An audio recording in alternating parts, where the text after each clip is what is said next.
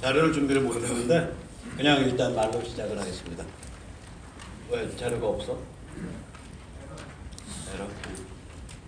이제 오늘 조금 이제 저는 이제 게을러 가지고 사변적인 얘기를 많이 하는 편이잖아요. 우리 저기 이충근 박사님 같이 이렇게 조분조분하게 구체적인 사례를 많이. 그래서 오늘은 어차피 개념적인 얘기를 제가 좀 말씀을 드릴게요.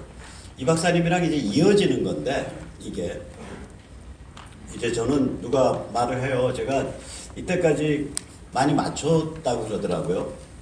이제 마지막에 이제 크게 맞춘 게 이제 그 크루드 문제를 미국이 어떻게 다루고 있고 그게 이제 절대로 뭐 동맹을 배신하고 뭐 이런 차원이 아니다. 이렇게 될 거다라는 그것까지 맞췄는데 제가 이게 왜 그렇게 맞출 수 있었나 보면 아까 이 박사님이 말씀하신 지금 상황의 큰 맥락을 미중 사이의 문명 전쟁으로 보고 있기 때문에 대충 맞추고 있는 것 같습니다. 그래서 이제 오늘 제 말씀에 이제 처음에 얘기는 어디에서부터 들어가냐면 제가 만약에 문재인 586 집단이다라고 이제 신발을 바꿔놓고 그 입장에서 상상을 해봤을 때 얘들이 보는 그 세계 망상, 얘들의 그 어떤 판단의 전제 조건이 이제 단적으로 말하면 작년 우리 날짜로 9월 18일, 9월 26일, 10월 4일 요 사이 이를 기점으로 해서 무작위 바뀐 거예요. 그러니까 10월 5일. 왜 그러냐면 9월 18일이 그 미국이 그 중국에 대해서 2천억 달러 분의 상품에 대해서 추가 관세 발표한 날이에요. 근데 그날이 이제 문재인이가 평양 간 날이니까 문재인 너 잘 갔다 와라 그러고 선물 보따리를 왕창 준 거예요. 2천억 달러를.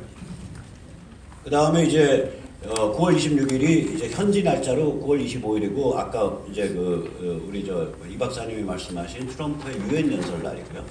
그다음 10월 5일이 현지 날짜 10월 4일로 펜스의 허슨 연구소 발언인데 그게 백악관에 다 떠 있단 말이죠. 그러니까 혼자서 그냥 강연 놓은 게 아니에요.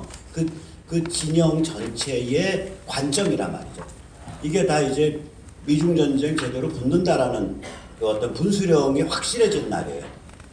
얘들이 그 언저리 이후로 특히 그 다음에 몇 달 있다가 하노이에서 이제 트럼프가 김정은을 완전히 이제 찬밥 취급한 이후로 얘들 관점에서 제가 문재인이라고 했을 때, 제가 문정일이라고 했을 때 오늘 문정일 엄청나게 도발적 발언했는데 그러니까 중국 해구산 쓰자고.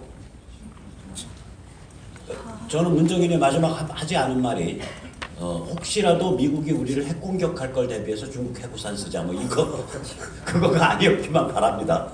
중국의 해구산을 쓰자 뭐 이런 말까지. 그러니까 얘들의 그 어떤 그 관점이 뭐였겠냐를 보면 고무력, 그러니까 미중 전쟁이 본격화되기 전과 후가 완전히 다르다. 이 후가 다른 거하고 지금 펼쳐지는 전국의 변화가 맞물려 있다는 게 오늘 말씀의 주요한 명제 중에 하나예요. 이제 예를 들면 걔들이 그 당시에 그런 그 전기, 그러니까 그 작년 9, 10월 전에 혹은 올해 2월 전에 얘들이 전제가 몇 개 있어요. 우선 첫째, 뭐 얘들 처음엔 무슨 뭐 공수처, 뭐 선거법 이런 거는 그냥 껌값이고 기본적으로 이 지방분권이라는 근사한 구호를 내세워서 중앙정부를 해체해서 대한민국을 무력화시킨다라는 그런 관점을 갖고 있었고 두 번째로 북한을 관통하는 러시아 PNG를 사용해서 한국인 전체를 그 북한의 에너지 인질로 만들겠다. 러시아와 북한에. 세 번째로 한강하구원, 또 한박도 같이 보여주는 그런 한강하구원, 또 DMZ를 무장해제시켜서 수도권 2,500만 명을 안보인질로 만들겠다. 네 번째로 뭐 국제적으로 그게 되든 말든 간에 무조건 부자지단 간에 북한에 대해서 긴급 현금 수여를 하겠다. 다섯 번째로 중국을 섬기겠다. 뭐 이런 스토리를 가지고 있었던 거예요, 전반기에. 우리가 지금 공수처 갖고 싸우는데 사실 우리가 이제 공세로 전환한 겁니다. 얘들이 이런 아젠다를 다 포기한 거예요. 한 2년 사이에. 가만히 타임머신을 타고 한 2년 전 돌아가 보세요. 2년 전에 얘들 아젠다가 이거였다고. 그러면은 이런 아젠다를 왜 낼 때는 얘들이 가지고 있던 어떤 세계 정세관이 있단 말이죠. 그 정세관을 간단히 정리를 해보면 이런 거죠. 이게 뭐 조중동도 크게 안 달라요. 그러니까 특히 조선이 많이 안 다른데 중앙은 좀 널뛰기를 하고 동아도 널뛰기를 하는 조선이 아주 일관되게 결국 미중 전쟁에서 미국이 패배할 거다. 우리가 한 1년, 2년 타임머신 타고서 언론 보도 가만히 해보면 다 이런 논조의 얘기예요. 두 번째는 미국 정치에서 트럼프가 이끄는 보수 혁명이 패배할 거다. 세 번째는 북핵에 관련돼 가지고 결국 미국이 북한을 사실상의 어느 수준의 핵보유국으로 인정할 거다. 이런 관점을 갖고 있었던 거예요. 이런 관점을 가지니까 정책 목표 음모가 이런 음모를 하게 되죠. 그런데 이게 이제 그 시발점은 이제 2018년 9월, 10월, 11월 그러니까 굉장히 흥미진진한 시대를 사시는 거예요. 좀 지옥 같고 악마스러운 데가 있지만 너무너무 드라마틱한 시대를 살고 계시는 거죠, 우리가. 근데 이 언제부터 이게 너무나 달라져 버린 거예요. 그러니까 여름이 겨울로 확 바뀐 거예요. 혹은 온대가 한대로 기후대가 바뀌어 버린 거예요. 그 드러난 건 뭐냐면은 미중 전쟁에서 중국이 패배할 게 확실해져 버렸잖아요. 지금 미국 경기 계속 정점 찍고 있거든요. 이 흑인들도 40% 정도가 트럼프 지지한다 그러거든요, 지금. 히스패닉 흑인 이런 쪽이 원래 민주당 지지자들이 많은데.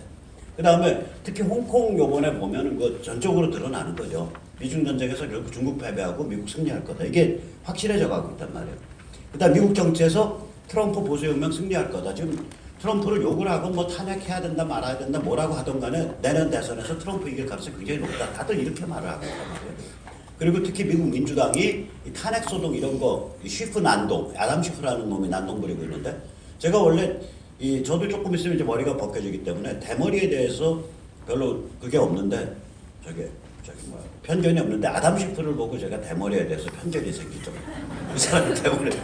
그래가지고 트럼프가 농담을 할 때 걔들 그 터키 파든 행사 있잖아요. 그 백악관에서 저 땡스기빙 어느 터키 죽일 거냐 살릴 거냐 가지고 터키 2마리 데려다 놓고 너 죽어 너 살아 하는데 아담 쉬프 털 뽑듯이 뽑힐 놈 누구야? 그런 거 상당히 머리 벗겨진 분들 기분 나쁜 농담을 하기도 했습니다. 어쨌거나 미국의 아담 쉬프 그런 난동을 통해서 점점 더 극좌 편향으로 가버리니까 민주당이 당내 경선에서 누가 이기든 간에 결국은 민주당 후보를 미국이 찍을 확률이 점점 떨어지는 거예요. 세 번째는 뭐냐면 지금 뭐 정확히 나오지만 트럼프가 미국이 북한에 대해서 요구하고 있는 그 첫 번째 문턱이 굉장히 높고 그 문턱을 전혀 낮출 뜻이 없잖아요. 자, 그래서 이게 도대체 무슨 일이 벌어진 거냐. 이 트럼프 행정부 때 계속 국무장관 바뀌고 뭐 백악관 보좌관 바뀌고 뭐 이런 일 있고 뭐 그걸 가지고 또 그 건절이 있는 사람들은 위기라 그러고 뭐 얘기를 하는데 왜 일이 벌어진 거냐를 보면 최장 70년, 최소 50년, 그 다음에 북핵에 관해서 25년, 70년, 50년, 25년짜리 패러다임이 바뀌고 있는 거예요, 이게. 70년짜리 패러다임은 뭐냐? 미국은 폴 크루그만이나 혹은 이런 사람들, 매티스 국방장관 이런 사람들이 그걸 표현을 잘해주는데 미국은 기본적으로 소련, 러시아를 주적으로 삼고 있고 서유럽을 동맹 1번지로 삼습니다. 이게 70년 된 패러다임입니다. 그 다음에 미중 미로를 해서 중국과 잘 지내야 된다. 이게 50년 된 패러다임입니다. 그 다음에 중동 무슬림 석유 패권 잘 섬기고 살아야 된다. 이게 50년 된 패러다임입니다.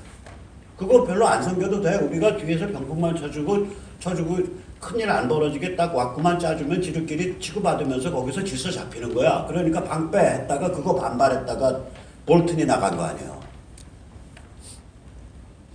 무슨 말씀인지 아시겠죠? 존 볼튼 쫓겨난 게 이 네 번째랑 관계가 있어요. 그걸 고집을 했다고요. 50년 된 패러다임. 그 다음에 25년 된 패러다임이 뭐냐면 북핵은 육자회담으로 풀어야 되고 중국이 주도해서 풀어야 된다. 이게 25년짜리 패러다임이에요. 이걸 2, 3년 만에 바꾸니까 이게 큰 배도 한꺼번에 확 돌리면 거의 자빠질 정도로 누우면서 사람들 다 넘어지고 막 이러잖아요.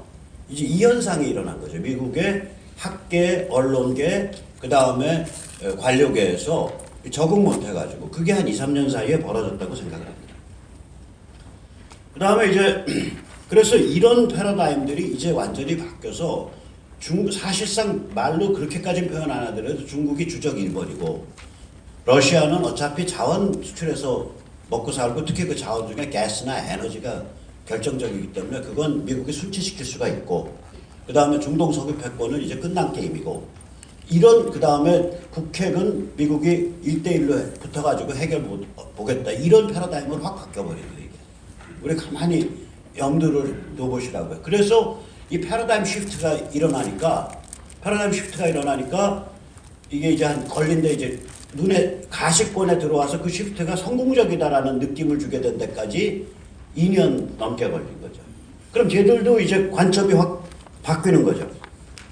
제가 이제 좀 더 철학적인 얘기는 여기서 안 하고 요게 이제 상당히 철학적인 얘기인데 요거는 시간이 없어서 제가 요것만 설명해도 30분 걸리니까 안 하고 그래야 또 세뇌 탈출 광고도 하죠. 네. 그 다음에 이제 이게 그 얘기였고요 이제 금방. 그래서 얘들이 이제 뭐를 한 거냐면 수세로 들어간 거예요. 수세가 뭐냐면 저는 여기서 이제 그 포스트 컬랩스 파워 서스테이너빌리티라고 표현했는데 IPPC라고 다시 표현하고 싶어요. 뭐냐면은 Invincible Power for Post Collapse예요. 그러니까 이 분단 구조 혹은 평양 붕괴 후에도 침몰시킬 수 없는 권력 그걸 어떻게 만들 거냐. 이게 이제는 목적이 된 거예요. 그러니까 목적이 바뀐 거죠. 그전에는 친북, 반미, 반일 코리아 연방으로 해서 중국의 제1도련의 주춧돌을 만들겠다 했는데 이제는 그건 잘 모르겠고 아무튼 살아나야 되겠다. 이 정세가 확 바뀌더라도 살아나야겠다. 살아나려고 보니까 이거 선거제도도 바꿔야 되고 그 다음에 저것도 해야지. 공수처 같이 해서 비밀 경찰, 비밀 검찰도 만들어야지. 이렇게 된 거죠. 그럼 중간에 걸려 있는 게 뭐였냐면 지소미아예요. 그래서 그걸 밀다가 디자인을 했을 때는 그게 작년 대법원 판결 때부터 디자인된 거니까 최소한 7, 8월에 디자인된 거라고 이게. 디자인을 했을 때는 첫 번째 패러다임인데, 그러니까 첫 번째 음모, 오리지널 음모인데 꼬리를 내렸잖아요. 상황이 바뀌었기 때문에 꼬리를 내린 거라고. 미중전쟁에서 중국이 이길 가능성이 있었으면 쟤를 꼬리 안 내렸습니다. 저거. 절대 안 내렸습니다. 그 꼬리 내리고 모든 포커스가 북한 붕괴 후에도 자기들의 권력, 문재인 586 권력 혹은 586 권력 이걸 어떻게 유지할 거냐. IPPC, Invincible Power for Post Collapse. 그러니까 붕괴 후에 침몰시킬 수 없는 권력 제재 어떻게 만들 거냐. 여기로 저는 시프트가 바뀌었다고 생각을 해요. 그러니까 수세로 들어가요. 쟤들이 이거를 핵심 아젠다로 삼았다는 것 자체가 쟤들이 수세로 들어갔다. 그 수세로 들어간 이유는 그동안 저희가 줄기차게 저항한 것도 큰 이유 중에 하나지만 실제로 미중 문명전쟁에서 미국의 승기가 확실해졌고 미국의 트럼프 정치 보수 혁명의 승기가 확실해졌기 때문이다. 그렇게 생각을 합니다. 자, 그러면 쟤들이 변태를 일으킨 거잖아요. 변태라는 게 저 사람 변태스러워하는 그런 어떤 성적인 의미가 아니라 제가 말씀드리는 탈바꿈, 메타모포시스. 그래서 이 변태의 역사를 시간이 있으면 좀 짚어드리겠는데 살짝만 말씀을 드릴게요. 저쪽 사람들의 관점은 뭐냐면 핵심은 그거는 저기가 정확히 표현해요. 누구냐면 반지의 제왕. 누구죠? 톨킨이 당신 이 책 왜 썼냐? 그러니까 톨킨이 한 말이 뭐냐면 나는 국가 권력의 무한 강화 그 자체, 권력 장악 그 자체를 목표로 하는 그러한 흐름을 비판하기 위해서 이 책을 썼다라 그래요. 그러니까 저희들은 이념이 아닙니다. 이념의 본질을 딱 까면 마지막에 남는 건 권력 그 자체예요. 시스템으로 권력 그 자체를 강화시키겠다 그러면 그건 제대로 된 오리지널 공산이고요. 공산 체제고 수령 일가 기타 등등 자기들 지배계급 일부의 권력을 강화하겠다 그러면 김일성 영생교가 되는 거고 얘들은 그러고요. 그렇지 않으면 얘들의 이때까지 패턴을 해석을 못해요. 잠깐 말씀드릴게요. 나이 20살에 평양방송으로 다 모여 닥치고 다 모여 했을 때는 기본적인 뭐냐면 그걸 하면 우리가 세를 모을 수 있고 학생회를 장악하고 자판기를 장악하고 앨범을 장악하고 그 다음에 교직원 취직을 장악하고 더 나가서 교수 선발에까지도 입김을 발휘할 수 있다라는 권력욕이었어요. 핵심은 아주 지독한 권력욕입니다. 이 권력욕이 있기 때문에 이거를 때가 되면 수시로 바꾸는 거예요. 그러면 이게 족보가 있다고요. 이게 족보가. 이 족보가 지난 120년간 제가 보면 이 변태가 12번 일어났어요. 제일 먼저 일어난 건 뭐냐면 극단적 민족주의예요. 이게 신체업. 저보고 뭐라 그러셔도 저거는 뿌리는 뭐냐면 성리학인데 그래도 성리학 탈레반에는 애처로운 게 있다고. 이게 뭐냐면 청한테 밟히니까 정체성을 유지하려고 청 이전의 명이 대표하는 질서를 자기들 나름대로 이상화시켜 놓고 거기에 갖다 들이댄 거예요. 이게 성리학은 그런 애처로움이 있다고요. 청한테 밟혔으니까. 근데 그게 이제 썩어서 구정물이 돼서 위정척사로 바뀌었고 그 다음에는 극단적 민족주의 되는 거죠. 그리고 나서는 2차 변태는 뭐냐면 저거 보세요. 저게 이동희 말이거든요. 완샷의 공산혁명과 독립을 같이 하겠다는 거예요. 왜냐? 소련이 일제의 적이니까. 이념이 아니었어요. 저런 판단이라고요. 그 다음에 이제 3차 변태는 뭐가 되냐면 친소에서 유일사상으로 바뀌죠. 저게 1970년경에 완성된 거예요. 3차 변태가. 4차 변태가 뭐냐면 이게 희한한데 이게 마조키즘이에요. 이게 어떤 놈들이냐면은 아니 통역당의 김종태네 집안 혹은 저기 뭐 임자도 통역당, 대구 경북 통역당 임자도 통역당 족보가 두 개예요. 왜냐면 평양은 전국 단일 조직을 인정을 안 해요. 그러면 컨트롤 안 되고 남로당화 되니까. 여러 가지 벌칙 구조로 분리해 놓고서 관리하는데 임자도 통역당의 정태국인의 집안, 김종태네 저기 대구 경북 통역당의 김종태네 집안 아마 제가 안 까봤지만 까보면 거기에 이모, 이모부, 고모, 고모부모, 뭐 당숙 뭐 어쩌고 저쩌고 해서 북한에 가가지고 남로당으로 넘어갔다가 죽은 사람이 한둘이 아닐 거라고요. 이미 남로당이 50년대 말에 다 숙청 끝나는데 거의 대부분. 그런데 북을 섬기잖아. 마조키즘이죠 일종의. 자기네 집안 원수인데 섬겨서 그게 60년대 중반에 일어난 일이에요. 거기까지 뿌리를 내리는데 성공한 거예요. 제가 이 사정을 약간 냄새를 맡은 게 왜 그러냐면 제가 관련됐던 사건의 그 주동자를 했던 이태복이라는 양반인데 제가 짐작컨대 그 사람을 훈련시킨 사람은 충청도의 대전 서산 일대의 반북 성향 남로당 할배들이에요. 그러니까 반북 성향 남로당이 있었어요.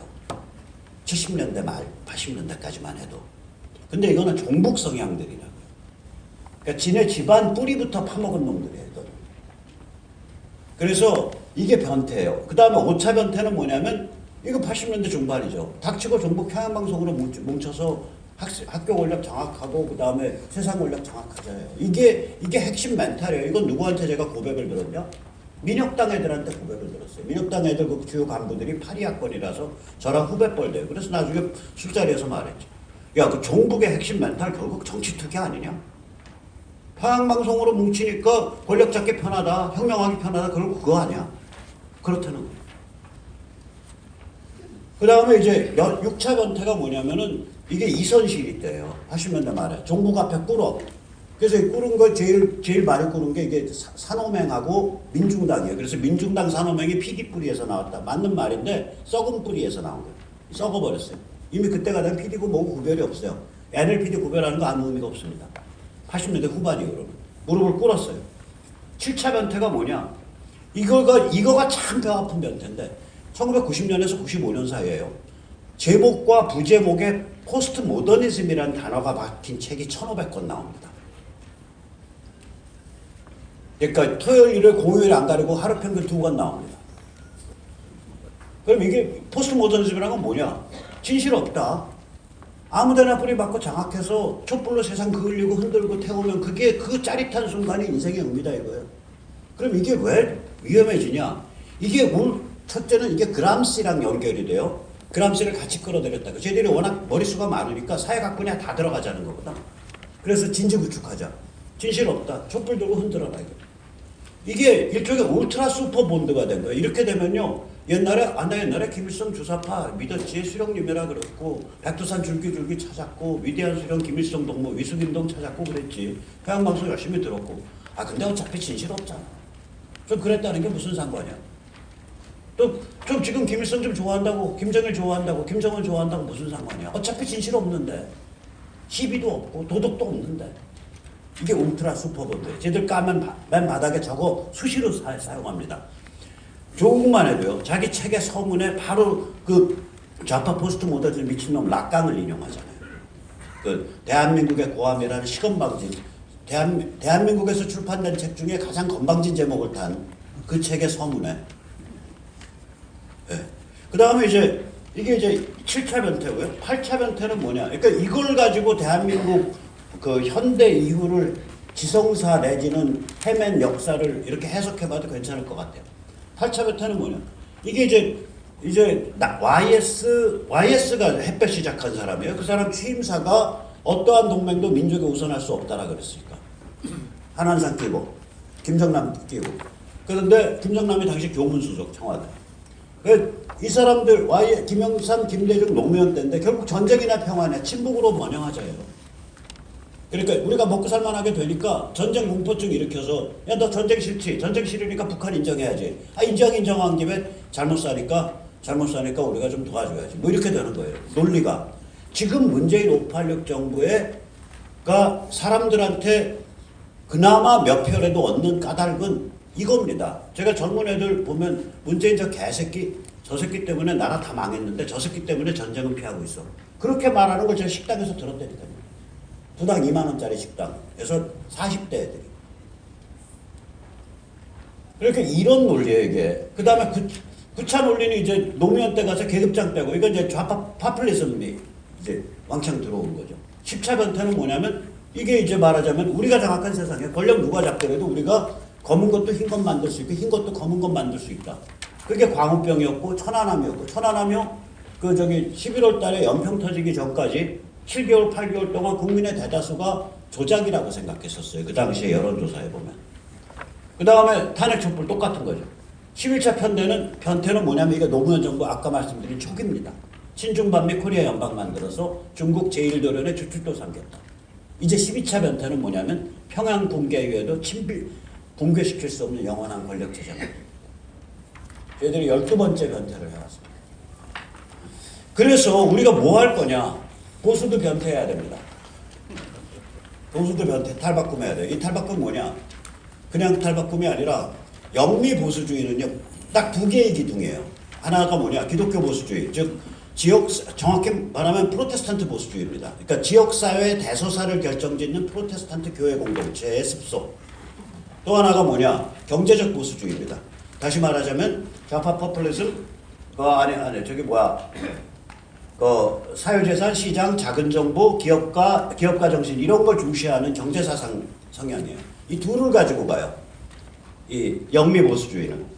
그런데 우리는 이 둘의 뿌리를 파갖고 에드먼드 버크나 아브라함 링컨이나 우나미승만으로 돌아가야 돼요. 아브라함 링컨이요, 미국에서 보수주의 사상에서 굉장히 골아픈 사람으로 쳐요. 저 사람 보수 아닌데. 근데 공화당 창당 멤버고 공화당이 만든 첫 번째 대통령인데. 우나미승만 똑같잖아요. 우나미승만 보수의 아버지. 보수의 아버지가 어떻게 당 이름을 자유당, 리버럴 당이라고 짓냐고. 거기 뭔가 다른 게 숨어 있다. 그게 뭐냐면 원래 보수에는 클래식 리버럴리즘이 들어있어요. 에드먼드 버크 때 그래요. 그럼 원래 보수가 뭐냐 이거. 우리가 그걸 발굴해서 그걸 세 번째 기둥으로 세워야 된다. 저는 그거가 사상적 보수주의, intellectual conservatism이라고 불러요. 이게 뭐냐면 결국 현대 문명의 핵심 가치를 개인 존엄과 진실 존중으로 보는 거고, 그걸 옹호한 현대 문명의 핵심 가치를 옹호하는 거를 보수라고 보는 거예요. 에드먼드 버크 바로 그거거든요. 그러면 이게 어떻게 해석되냐? 보수의 반대는 진보가 아니라 보수의 반대는 반문명이고 반인류가 되거든요. 그래서 무지하게 전투적인 관점입니다. 보수의 반대가 진보가 아닙니다. 이 관점에서 보면 보수의 반대는 반인류 반문명이 돼요. 무슨 말씀인지 아시겠죠? 무슨 뜨뜻미지근한 게 아니라고. 내가 보수라는 걸 딱 이런 관점에서 사상적 보수주의를 만약에 이렇게 규정하고 현대 문명의 핵심 가치를 내가 지키는 거가 보수야 라고 나의 사상적 정체성을 규정하는 순간 제가 이게 인간 원자 폭탄이 되는 거예요. 개인이. 이것도 반문명, 저것도 반인류 이렇게 됩니다. 자, 그래서 이러한 사상적 보수주의로 무장한 독립적인, 그러니까 자율적 개인의 자치 네트워크를 만들지 않으면 우리가 기대할 데가 없잖아요. 지금 조중동 같은 빅미디어도 거기 통찰과 리더십이 없고, 자유한국당 뭐가 됐다고 우리가 원내대표 선출까지 걱정해주고, 나경원이가 제가 나경원이랑 왜 원수돼야 되냐고요. 제가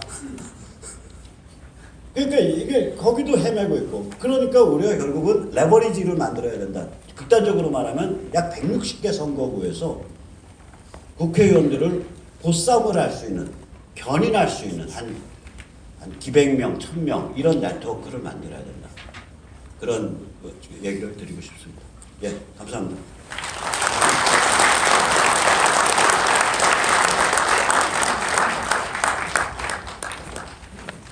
참 시간 통제가